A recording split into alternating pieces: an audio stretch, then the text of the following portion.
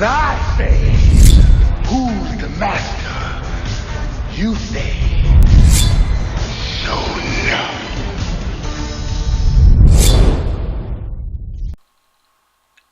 What is up, guys? Showing up the King here, back with another video, and today I am bringing you guys the Rise of the Teenage Mutant Ninja Turtles series premiere review.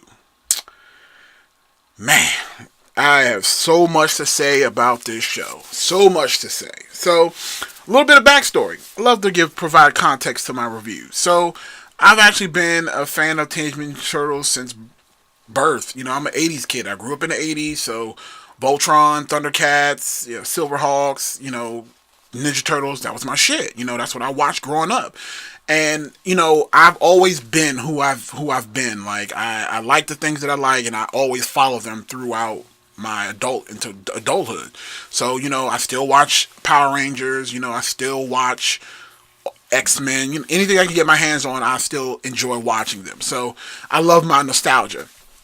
And again, I understand now that when you go back, you can go back to the 80s Ninja Turtles, and it doesn't hold up as well. Not as well as the current iteration of Ninja Turtles that just ended on Nickelodeon, which to me is the pinnacle of Ninja Turtle TV shows, believe it or not. So that series that was between 2012 and 2017, that to me is the best Ninja Turtle series of all time. Period. The characterization that they represented for the Turtles was spot on. The action scenes were phenomenal. The art style that they used was great. The voice acting was spot on. Everything about that was just so good.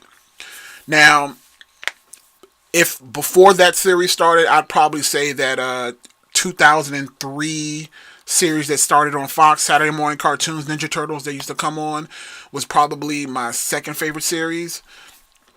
And again, that's in its totality, just those two were the barometer of where I prefer my Ninja Turtles. And again, I just kind of want to give you perspective before I get into this review. So, for those who think I'm just going to make this into a bash fest for the series, unfortunately, that's not what this is going to be, because I didn't actually hate the first episode. I didn't hate it.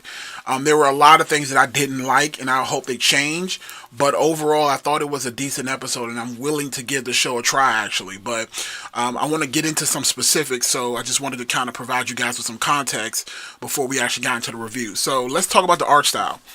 The art style in this series is actually very reminiscent to the 90s. Like, when I started watching it at first, I started getting like a more stylized, of course, but it was giving me that Dexter's Laboratory feel to it, as well as Powerpuff Girls. That's what it was. It was like Powerpuff Girls, Samurai Jack, mixed in with like a little bit of Johnny Bravo. So like, there are a lot of times where you guys watch Samurai Jack and you see him like cut through things and just get into his fights. Rise of the Teenage Mutant Ninja Turtles is very reminiscent of that. So, like, if you go back and watch the first episode, and by the way, I have copied the link for the episode in the description below, so you can actually click on that and watch it if you want to. Nickelodeon has put it up for free. The premiere of this show is going to be on September 17th. So, that'll be an option for you guys to watch it. It'll be down here. So, the art style, like I said, is fine. At first, when I started seeing the concept drawings of it, it does look a little, a bit much at first. It's very jarring, especially when we got such a great CGI Turtles before, to get this like super hyper stylized kind of like 90s vibe to it.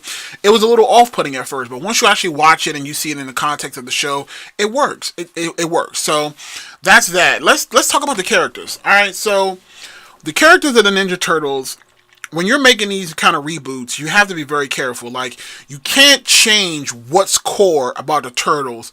And again, I understand as a director and as a creator, you want to do something different to differentiate yourself from these other series. But in its core, you have to maintain the fundamentals of the actual show and of the fundamentals of the actual series in and of itself. So what I mean by that is that Donatello has to be Donatello. Like, you can't give Donatello a red headband or a yellow headband or a pink headband trying to be trendy.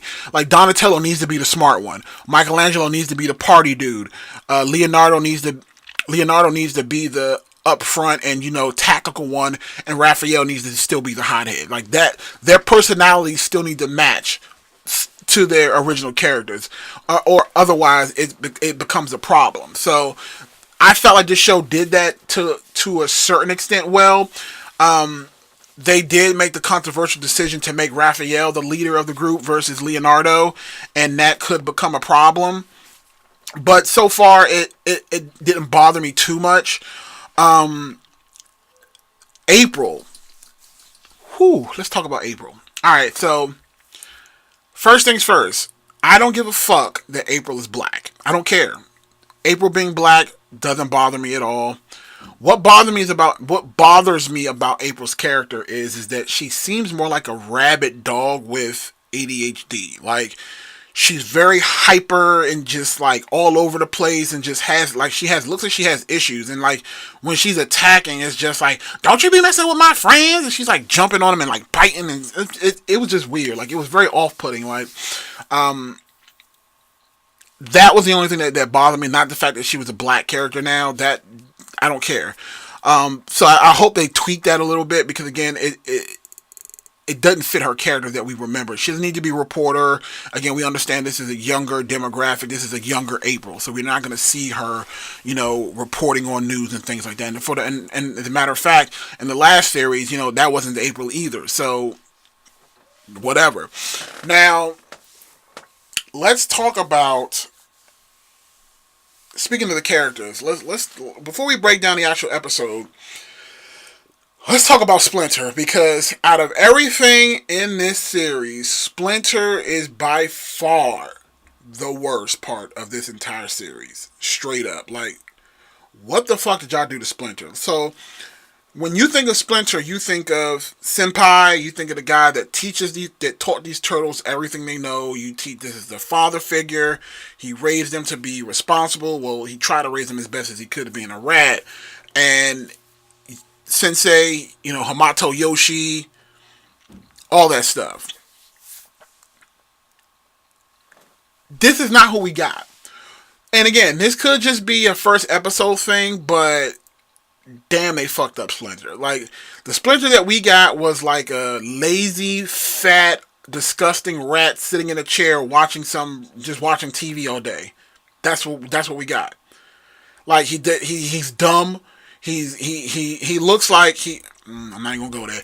Like, it's not good. Like, his characterization is not good at all. Like I don't understand how we got turtles that even know ninjutsu from Splinter that we saw here. Like, I don't know who he's teaching anything, because again, he's just literally there's like literally a scene of him sitting on a couch and they ask him a question. He's just like, It was bad. It was bad. And that face I just made was bad too. But I just want to evoke in you the feelings that was giving me when I was watching it.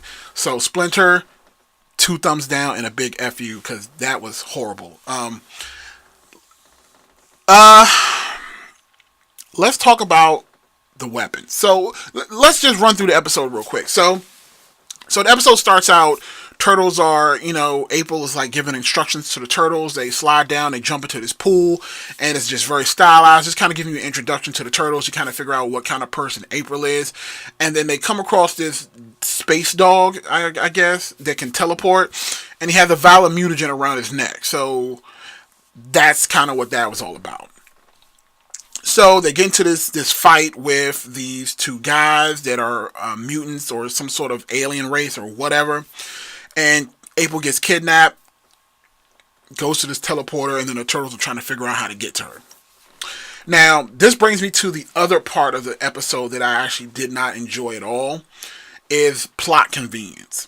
And what I mean by plot convenience is that I feel like because this show is geared towards children, I feel like the writers of the show are dumbing it down so that it doesn't have to necessarily make sense, and that's a huge problem for me, because they have to understand that kids are not only watching the show, you also have teenagers and adults watching the show, so it needs to make sense and has to be grounded in some sort of reality. What do I mean by that? So the turtles, again, after they meet the retarded Splinter, they find this device, this little coin that he had in his room, and then plot convenience, it happens to open up this portal to this other world. So the turtles go into this world, and as soon as they get there, it's like all this thing going on. And plot convenience, April finds the turtles. Okay, fine. Second issue with that is that not only does she just find them out of the blue, easy peasy, she is completely fine. Like, a couple of moments ago, she was kidnapped by these guys, and the guys that took her are nowhere to be found anymore. Like, they're just gone, and she's just walking around like she'd been there forever, like she was completely familiar with the location, knew where everything was. It was just very weird. And then on top of all of that, she then knows where the main bad guy's hideout is and takes the turtles there. Then, on top of that, plot convenience, she knows where there's a vault where all these weapons are stored because the turtles' weapons had just conveniently been destroyed by the villains that they were just fighting in the scene prior, with the exception of Donnie, whose weapon was just fine because it's made out of titanium. And I'll get to that as well in just a second. The weapons. So, they conveniently find this room full of ninja weapons in this alien world, and it just so happens that all the turtles' weapons were there. But then plot convenience, it's like, hey, why don't we just take all these glowy weapons that are here on the wall instead? And it just so happens that all 4 weapons match the turtles exactly, with a little bit of an exception. So, in Ninja Turtles, there's always been certain tropes that people have, certain things that they had to always follow. 2 metal weapons, 2 wooden weapons. That's just kind of how it is. So, this time around, the people who get the wooden weapons is usually Raphael with the scythes, Leonardo with the swords, Donnie with the bow staff, and Michelangelo with the nunchucks. That's usually how it is. 2 wooden, 2 metal. And this time around, what they decided to do is they decided to switch it a little bit, and instead of Raph having his metal scythes, they give him wooden tonfas that are actually magical, and they end up giving Donatello his titanium bow staff that has all this technology in it. Fine. Leonardo decides to switch up his 2-sword style to a longsword, a 1 longsword that's also magical, that can also create a portal. So it's like a teleporter. Like, he can slice the air and then slice the air somewhere else, and then the 2 points will connect and will create like a portal. Michelangelo's special ability for his weapon, it turns into like a screaming, flaming pineapple. I don't really understand what that is yet. Raphael's tonfas, they start to glow and emit like an electric discharge. We don't really know what it does. It has destructive capabilities, but we don't know the full extent of it. So, and then again, April decided to get a long sword bow staff with a ball and chain at the end, but she never really used it anyway. She just ended up using like this ukulele like stick, and again, it was weird. So, again, overall, the show itself was, again, outside of the plot convenience. It was out at that point when I started seeing all this stuff go off. I was just like, I don't think I'm gonna like this. I don't think I'm gonna like this at all. Like, just the plot device that they used just to have everything fall into place, it really, really annoyed me. But I'm gonna tell you what saved it for me. All right, so I'm watching this, and then after they get their weapons, and then again just the humor. And I'll talk about the humor briefly. So I'm not a fan of the humor either. Like, I think that it's, again, people have been trying this whole Marvel formula where it's like you can mix in good action with comedy. And again, I don't have an issue with slapstick, but this was just ridiculous. Like, there's like a scene earlier in the episode where Raphael and Michelangelo are like, let's use our ninja stealth. And they disappear into the darkness, and then literally the guy's just standing there like, what? And it's like them hiding behind a pillar, and then Michelangelo's like hiding up with the rafters, and it's just like, really? That's what you wanted to go with? Okay, save it. It wasn't funny. It wasn't even funny at all. So here's what saved the entire episode for me. The fighting. I will admit, hands down, I was a fan of the fighting, and I loved every second of it. Like, it was choreographed chaos. Like, you can clearly tell that this is a origin story because they're not as good as being ninjas, but they still had talent, and they were fighting against the main villain, and I really, really enjoyed the fighting. I did. It was top notch for me, and it was very reminiscent of the old series, and I'm really glad that they decided to not dumb down the action for a kid audience, because if they did, I would have been done. I would have stopped watching. I would have been over. Like, if it started turning into just like Keon, just like cartwheeling and just doing dumb stuff instead of actually fighting, then I would have been done with the series. But to me, Ninja Turtles is about ninjas fighting, and I needed to see that. And I was very pleasantly surprised at the action that this series was producing. I had no complaints about it. So, overall, what ends up happening is that the boss that they're fighting, he's like creating like all these different like devices. Like he can mutate his own arms. He can create this giant like robot that they were fighting against.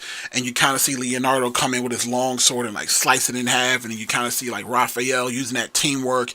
It was very good. And again, even though they were fighting like as the main god said, I think his name was like Baron something. I can't remember.